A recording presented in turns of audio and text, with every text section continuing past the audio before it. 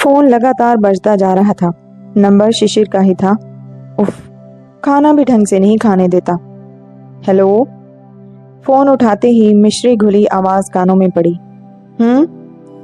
ये हूं क्या लगा रखा है? बात करो, मैं हूं। मैंने एक लंबी हुंकार भरी। आलू के पराठे का बड़ा टुकड़ा अभी भी मेरे हल्क में था। जल्दी जल्दी आधा अधूरा कौर चबाकर मैं झुंझलाई। उफ शिशिर, खाना भी ठीक से नहीं खाने देते। अच्छा बोलो, क्या तकलीफ हो गई तुम्हें? बस बैठे बैठे तुम्हारी याद आ गई। वैसे आज बहुत जम रही हो। यह फोन पर तस्वीर का आविष्कार शायद अभी तक नहीं हुआ है, मैंने हंसकर कहा। अच्छा बोलो, कितने लोग आ रहे हैं? You are so intelligent dear. तुम मेरे मन की बात कैसे जान जाती हो? 3 साल से इसी पर तो रिसर्च कर रही हूँ। अच्छा बताओ, क्या क्या बनाना है? वही बिरयानी कोरमा और लच्छेदार परांठे। कहो तो मैं लेता हूँ। तुम परेशान मत हो, ऑफिस से निकलते हुए मैं ले आऊंगी। ऑफिस के सामने जो ढाबा है वो अच्छा बनाता है, पर बिरयानी वेज ही होगी। पता है बाबा, जब से तुम पेटा क्लब की मेंबर बनी हो तब से नॉनवेज न खाती हो न बनाती हो। शिशिर की बात पर मैं हंस दी। मुझे पता था आजकल शिशिर की खास मीटिंग चल रही है जिसमें कुछ लोग बाहर से भी आए हैं। ऑफिस से निकलकर मैंने जहांगीर ढाबे से पराठे लिए, फिर टेम्पो कर लिया। बस करती तो देर हो जाती। घर पहुंचकर ताला खोला और हाथों का सामान लिए अंदर पहुंची। जल्दी जल्दी साड़ी उतारकर गाउन पहन लिया। फ्रिज खोला तो दही, उबले आलू, लहसुन अदरक का पेस्ट तैयार रखा था। इतना मैं अक्सर तैयार रखती हूँ। घड़ी में समय देखा, 7 बज चुके थे। बाथरूम में जाकर मैंने हाथ मुंह धोए, फिर कपड़ों की अलमारी खोली। लाल ऑफ वाइट तांत की साड़ी पर खुद ब खुद मेरा हाथ चला गया। यह रंग मुझ पर खूब फबता है। वैसे भी हर औरत अपनी सुंदरता की चमक दूसरों की आंखों में देखना चाहती है। मैंने वही साड़ी पहन ली, बालों का जूड़ा बनाकर होठों पर हल्की लिपस्टिक भी लगा ली। फिर कपड़ों की अलमारी में रखा, अपना मनपसंद परफ्यूम लगाया। सब कुछ तैयार था। तभी डोरबेल बजी। सामने शिशिर खड़ा था, साथ में 2 लोग और भी थे। सॉरी डियर, आने में कुछ देर हो गई। अंदर आने की इजाजत तो है ना? अरे क्या बोल रहे हो, साथ में कोई है तुम्हारे? मैंने शिशिर को घूरा। ज्योति, इनसे मिलो, हमारे बॉस मिस्टर आदित्य राय। ये मेरे कलीग मिस्टर सुब्रतो, और सर ये है मेरी वाइफ ज्योति। मैं मानो आसमान से गिरी। ये मैं क्या देख रही हूँ? मेरे सामने आदित्य खड़ा था। जीवन में कभी आदित्य मुझे इस रूप में मिलेगा मैंने कभी सोचा भी नहीं था, लेकिन जीवन का बहुत बड़ा सच मेरे सामने था। क्या हो गया? शिशिर ने मुझे टोका। नमस्ते मिस्टर रॉय। मैंने बड़ी मुश्किल से हाथ जोड़े। उनका औपचारिक स्वागत करके मैं अंदर आ गई। रसोई में आकर अपनी बेकाबू सांसों पर काबू पाने की कोशिश की। कैसे सामना करूं मैं उस आदमी का जिसने जीवन में सिर्फ मुझसे ही प्यार किया और मैंने हमेशा उसकी चाहत को ठुकराया, जिसके जिक्र से भी मुझे एक लिजलिजेपन का एहसास होता था। आज वही व्यक्ति मेरे पति का बॉस है। तभी शिशिर की आवाज आई। अरे भाई, कहाँ रह गई? हाथों में ट्रे पकड़े ही मैंने शिशिर को आवाज दी। मेरी शक्ल देखते ही शिशिर घबरा गई। क्या हुआ ज्योति, तुम्हारी तबीयत तो ठीक है ना? हाँ, बस यूं ही चक्कर सा आ गया था। तुम अभी बैठो, आराम करो, खाना खाने में अभी वक्त है। बाजार से कुछ लाना हो तो बता दो। नहीं, सब कुछ तैयार है। मैंने जबरदस्ती चेहरे पर मुस्कुराहट लाने का प्रयास किया। शिशिर मेरा गाल थपथपाकर चले गए और मैं वहीं पलंग पर धप से बैठ गई। मेरी नम आंखों में अतीत नाच उठा। कॉलेज में मुझसे 2 वर्ष सीनियर था आदित्य। काला रंग, बाहर को निकले दांत और दुबला पतला शरीर। ढीली ढाली पैंट शर्ट में वह हमारे ग्रुप में कार्टून दिखता। पढ़ने में जरूर होशियार था वह। एक बार रैगिंग के दौरान सीनियर से बचाया था उसने मुझे। मैंने हौले से मुस्कुराकर उसका शुक्रिया अदा किया था। मैं इस बात से अनजान थी कि धीरे धीरे आदित्य मुझे चाहने लगा है।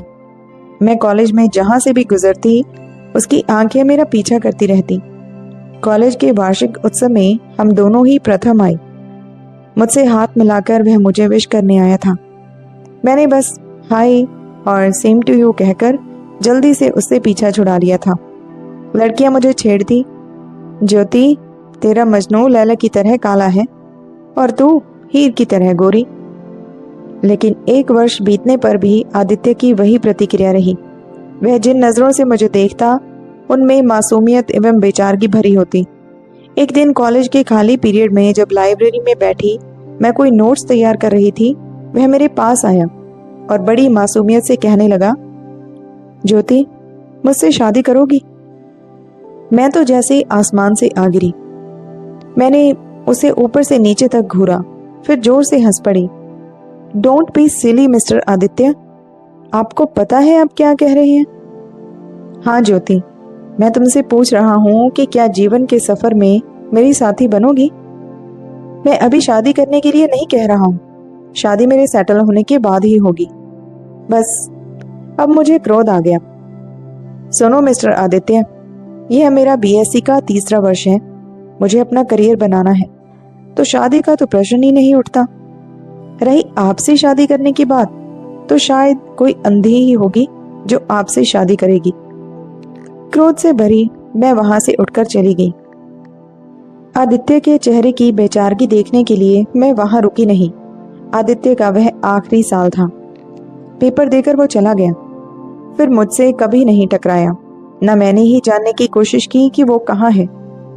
बीएससी के बाद ही मैंने नौकरी कर ली और 2 वर्ष बाद ही मेरी शादी शिशिर से हो गई। ज्योति क्या हुआ? शिशिर मुझे पुकार रहा था। मैं घबराकर उठ बैठी। कुछ नहीं, यूं ही जरा आंख लग गई थी। खाना लगाऊं क्या? श्योर।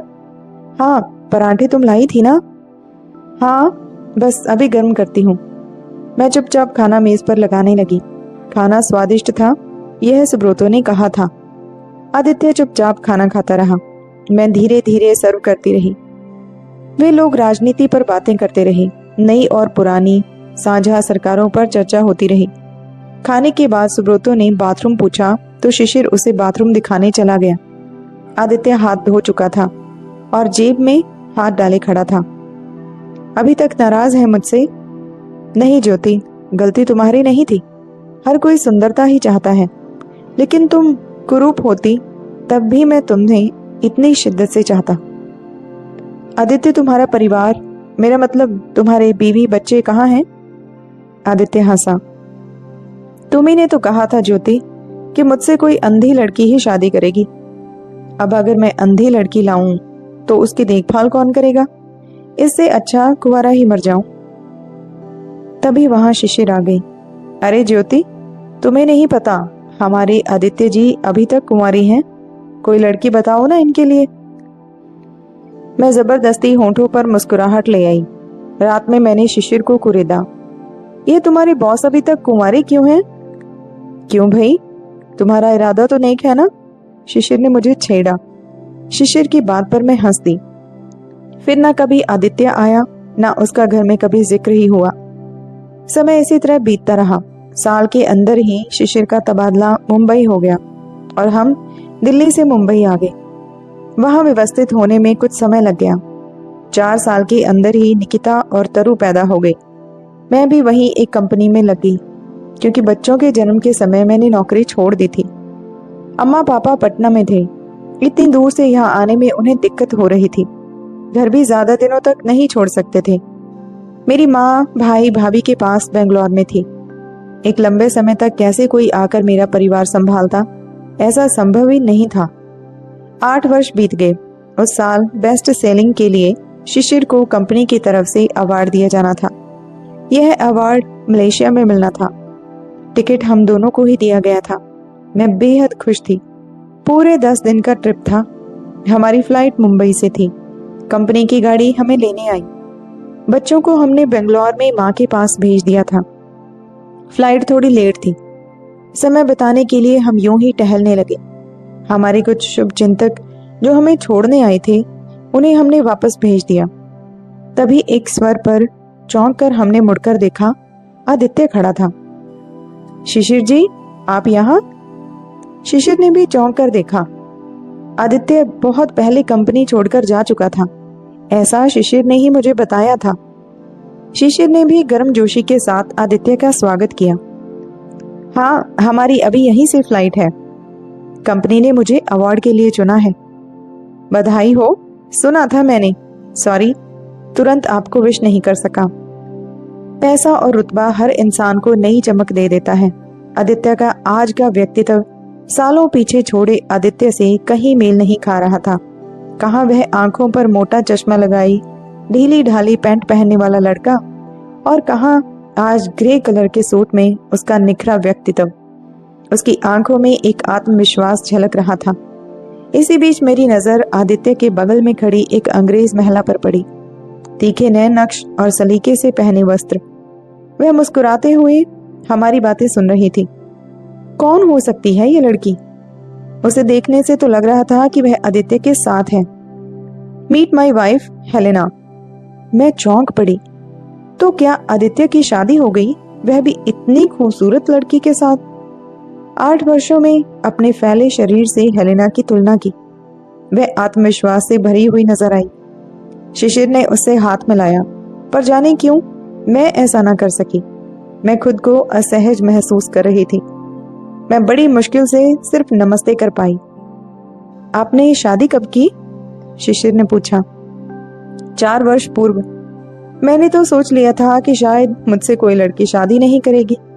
ऐसा किसी ने मुझसे कहा भी था कि कोई अंधी ही मुझसे शादी करेगी।